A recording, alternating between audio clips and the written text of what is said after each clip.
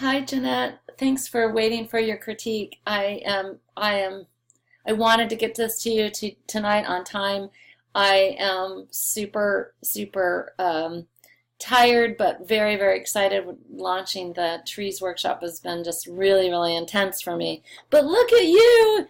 It's so cool to see that you have your setup and that you're going to pace. That is so awesome. I went last year. I was a presenter, but I'm not going this year. I have just too much on my schedule. I thought about it, but I'm not going. So I'll be thinking about you while you're there. That's so great. Yeah, this is really exciting. I love this little piece. It's really nice. You did a great job. Up here. On these trees, really these layers are really great, and the little sparkle on the water, it's nice. Just a couple things I would say. I think overall it's really, I love the sky, the way you've knit the sky back in there. It's perfect, and the color and the layers in the sky, really good. Love seeing it. Just a couple little points I would make, really, but I think it's good. I get, this kind of quality of light. I feel like this is in shadow and the light's spilling over here.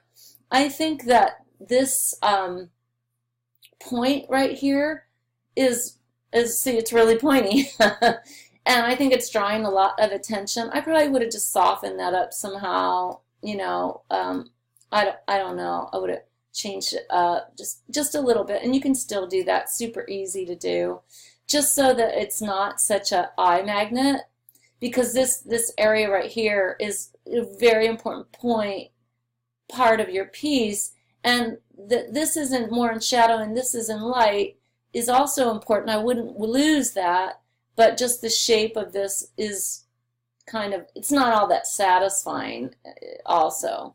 So those little kinds of things are hard sometimes, but I think they can be important.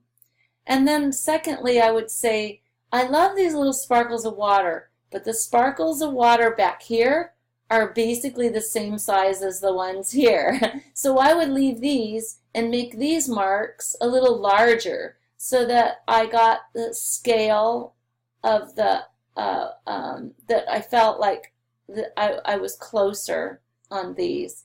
And that's a little tough thing, probably not really obvious out there, and that's just kind of one of those things that I would do to heighten the depth of field in my painting. But other than that, I think you did really well, really well. You should feel happy. Okay, let's see. What else do you have in here? Yeah, I love seeing this. This is really great. It looks like you're all set to go. Perfect. Really good. It's like you're all good. Love to see your little thumbnail. Your underpainting's awesome. Really good. Really, the underpainting really worked for you with the sky. Really good. Great. And this one, kind of more of a tree portrait. I think the quality of light is not as successful quite on this one. I still feel it, and I think you could do it. I think what's happening is that I'm not feeling quite as much I feel like it's a little outliney, and so therefore it kind of flattens it out just a teeny bit. So I would be working on making sure that I really felt like this is the light. Let's see if I can even do it a little bit. These are the light sides and the light side. So see, even that kind of helps it, gives it, and then light, and make, light, so that it doesn't, because you don't want it to get an outlined feel. So even if some of these edges were on the light side feel like you're losing the drawing a little bit, it's okay. It's okay to have some lost and found edges and let some of them be like really, like out here it's good, it's wispy. I would, And also down here on this cast shadow here, I would probably simplify that and group together some of the sections that are like, let's see if I can get it to be the right. Like I would probably just group together some of these so that this cast shadow isn't quite, it might have been like really dappled looking out there, but I kind of like to simplify it so that that I really get what's in the light and what's in the shadow. So I would, probably just simplify it just a little bit. That's not the right value. That's too light, but that's too dark. But if you get my drift, I like that this is in the light and then this is shadow.